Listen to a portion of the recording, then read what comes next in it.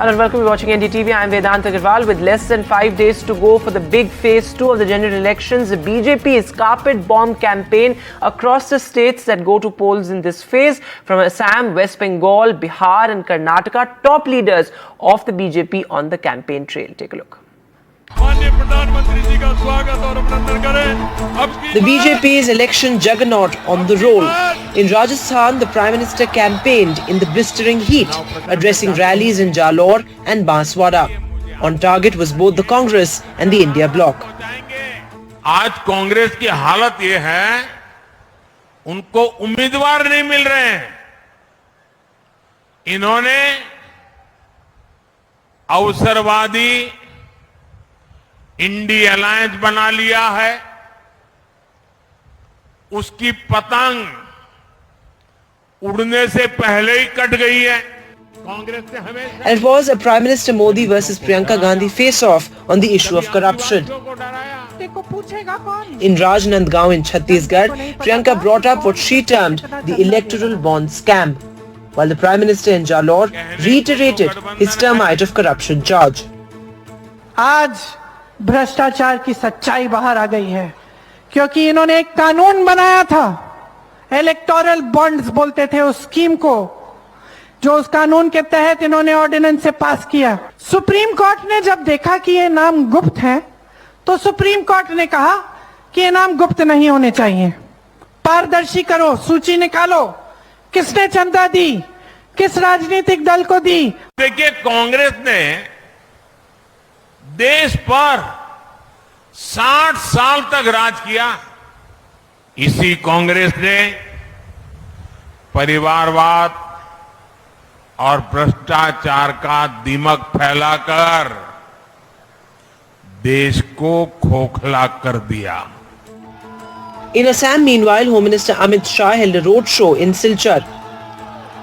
Amit Shah has started his campaign in Assam for the phase 2 polls. Remember, there would be seats like this one, Silchar, where he is holding the roadshow. Its adjacent seat, Karimganj, Difu, Udalguri, Darang and Nagaon. Very key 5 seats going to polls in the second phase, and therefore Amit Shah holding this roadshow at Silchar, very important stronghold of the BJP, town which was once between the 50s to the 80s Congress stronghold. Earlier, Amit Shah's Darjeeling outreach was washed out by bad weather.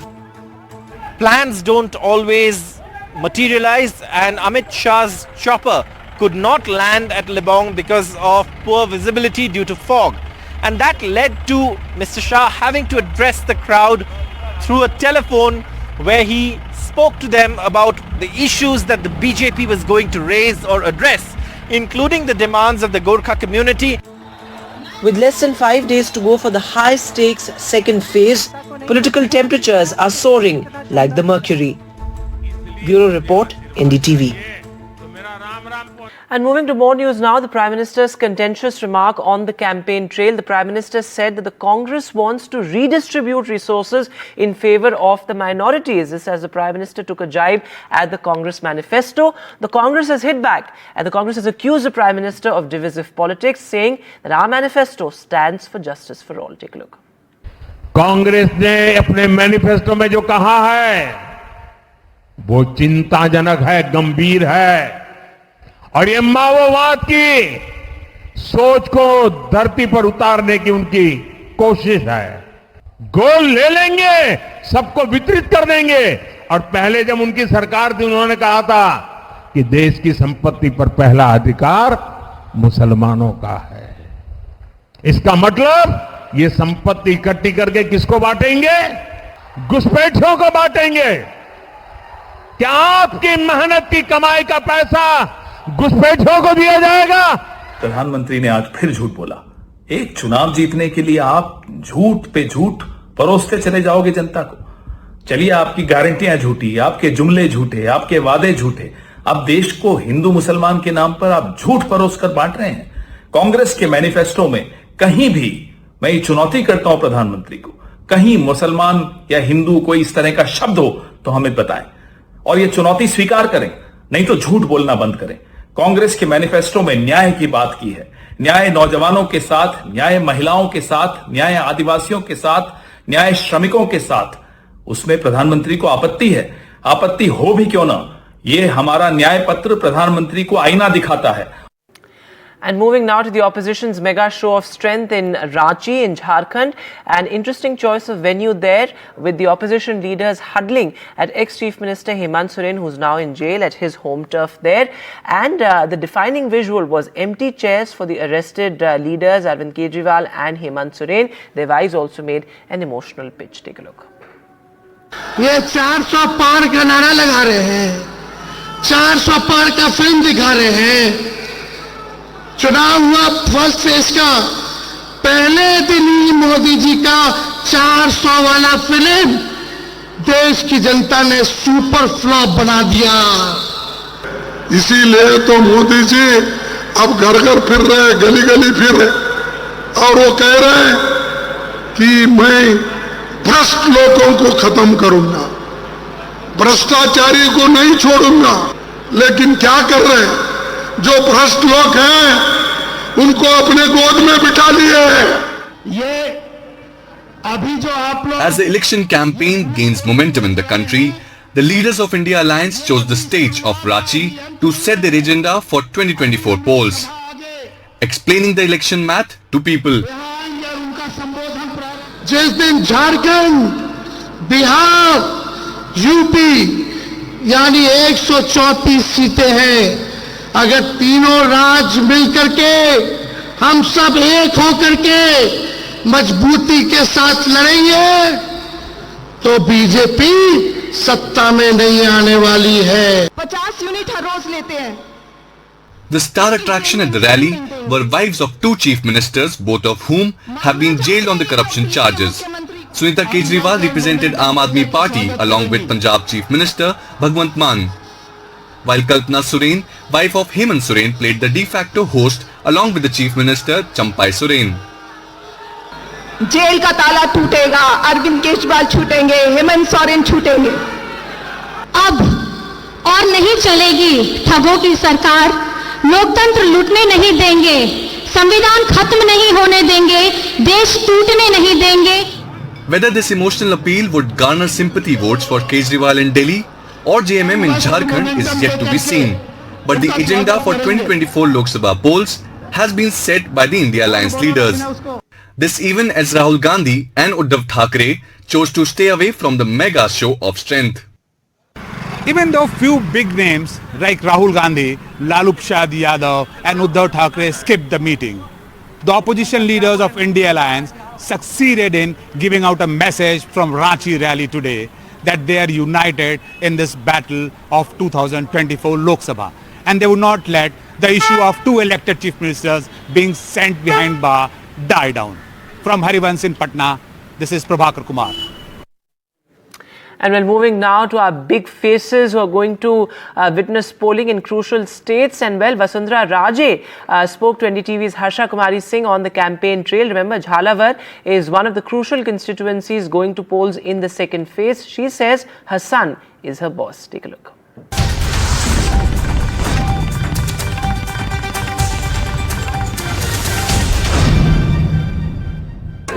We are on the campaign trail with Vasundhara Raje as she hits the heat and dust of the election in a constituency, Jhalawar, that she has represented actually for 5 terms as an MLA and then 5 terms as an MP, and now her son Dushyant Singh is fighting this election. Of course, Vasundhara ji has been, for her, she says the family of Jhalawar is like a personal family.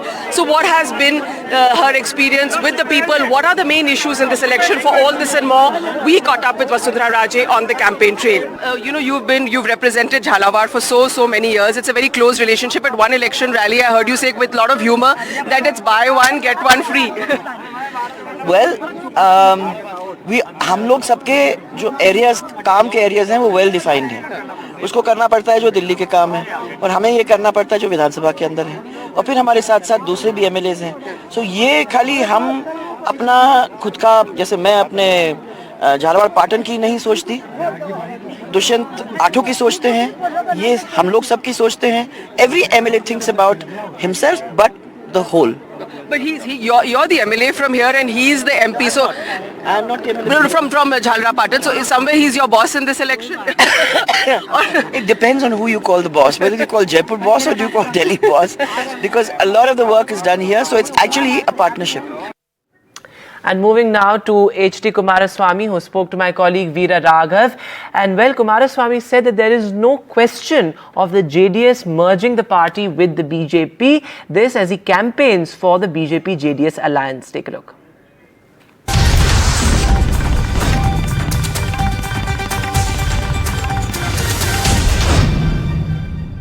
Joining me now is Mr. H.D. Kumaraswamy, who's campaigning hard here in Mandya. Sir, this is a prestige battle for you here in Mandya. 2019 was a very difficult experiment. What do you think is different this time? What can possibly be different? 2019 election scenario is different, but 2024, it is totally different. Here in this election, entire Mandya voters, they decided to bless me. Okay, but tell me something. The JDS BJP workers have been fighting at the grassroots. How do you expect the vote? Here in Mandya, both BJP and JDS workers with mutual understanding, not only workers, leaders also, they have with mutual understanding, they are doing their work with hard work. How would you respond to those who say that this is the first step for Kumaraswamy merging his party with the BJP? No, there is no question of merging. We had an alliance. Several parties are alliance with BJP. Same thing, our party also had alliance with BJP. And do you believe that the JDS vote can get fractioned? Is there a worry that the JDS vote can split and one portion of it can go towards the Congress? No, our JDS vote, BJP vote, it will not going to split and it will not going to Congress. Our both parties vote share, what is there, that vote share will come to the candidates aligning with BJP and JDS. No, but tell me something, what would be the defining feature of 2024? You fought many elections, many difficult ones. What would be the defining feature for 2024 election? All the 28 seats this time will going to be win by our NDA candidates. Siddaramaiah guarantees you don't see that having an impact? Here it will not work out. Here it will not work out. In India, people are very much, they are doing their work with very much response. They wanted to win this seat with huge margin. All right, thank you very much, H.D. Kumaraswamy. With that, we'll take a short break now. News continues on the other side.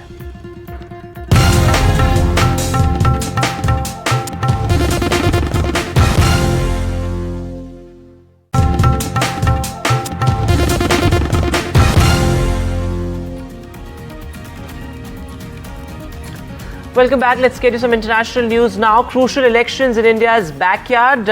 Crucial polls in Maldives as Mohammad Muizzu seeks a re-election. Now remember, his primary campaign pitch was around the India out policy. So a litmus test for that.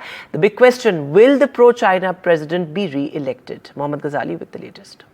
Both India and China want to expand their food base in this state of Maldives, and Mr. Muizzu, he's the president and came to power last year in September during the presidential polls, has been banking on this India out campaign, and perhaps the same poll plank he wanted to use in this parliamentary polls, because last year after he won the presidential elections, in the mayoral elections in Malé, his party, People National Congress, lost the elections, and the Maldivian Democratic Party, the MDP, which has majority in the parliament, is expecting to repeat the same performance in the parliamentary elections. And MDP is led by Mr. Ibrahim Soli, who is the former president, and he is seen to be pro-India. So India is expecting perhaps that the MDP, if it wins again, Mr. Muizzu will find it tough to pass legislations in the parliament which goes in India's favor.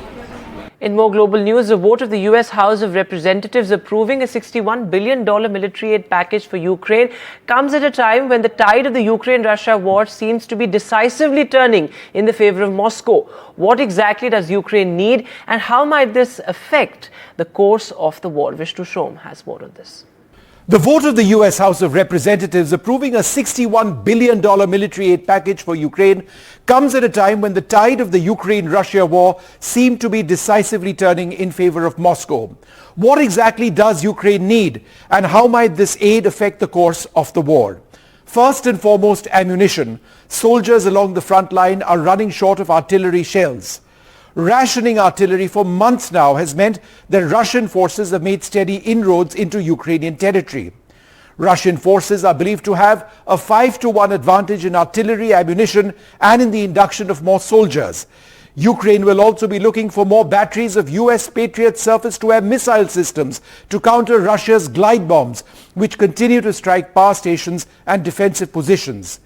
Ukraine will want to replenish stocks of the ATACMS, or the Army Tactical Missile System, an American system which can hit targets 300 kilometers away. Similarly, the HIMARS, or High Mobility Artillery Rocket System, can hit targets to a range of 80 kilometers. What all this means is that the war may be entering its most dangerous phase. Russia's President Putin has said that he hasn't ruled out the use of any weapon system, including nuclear weapons, if he feels Russia is threatened. Both Russia and Ukraine have suffered incredible losses. As the war continues well beyond 2 years, a peace solution appears nowhere in sight. Vishnu Shom for NDTV. Meanwhile, amidst the spiraling tensions in the Middle East, Iranian President Ebrahim Raisi is set to visit Pakistan on the 22nd of April and hold meetings with Prime Minister Shehbaz Sharif, President Asif Ali Zardari and the military leadership as well. The visit also assumes significance as it comes amidst ongoing efforts by Pakistan and Iran to deepen their cooperation, which received a temporary setback earlier this year. Mohammad Ghazali has the latest. This visit was already scheduled before Iran started its escalation with Israel, and Pakistan has been very quiet on Iran's escalation with Israel. It has not criticized either of the countries. Also, if you remember, one Israeli-linked ship was hijacked by Iran near the coast of UAE, but on that particular vessel, 34 Indian nationals were there as crew members. There were Pakistani crew members were also there, but Pakistan has chose to not react, to sort of criticize Iran hijacking that ship there, and this visit of Iran's president assumes a lot of significance after we saw escalation between Iran and Pakistan in January, after which their diplomatic relations take a hit. Both of the countries had recalled their ambassadors, but after a dip in the relations or bilateral relations between the two, both the ambassadors returned to their host countries. So now it assumes significance at a time when we are seeing global conflict, Israel-Hamas war going around, Ukraine and Russia's conflict has been going on for more than 2 years now, and now Iran escalating its tensions with Israel as well, and Pakistan is also a US ally, and Iran faces US sanctions. So amid all this global conflict going around, Pakistan is trying to maintain its good relations with Iran, because Iran also has a sway over the Afghanistan where Taliban is ruling. So amid all this you can say diplomatic turmoil, for the first thing Pakistan wants to do is to not annoy one of its key neighbor. By the way, Indian political experts or the diplomatic experts will also be keeping an eye on this development, because Indian Foreign Minister Mr. Jaishankar was in Iran when Iran had attacked Pakistan. So we'll have to see that what kind of bilateral agreements, because a free trade agreement has to be signed between Pakistan and Iran. So all eyes will be on those agreements as well. That's all the time that we have on the show from all of us here. Goodbye.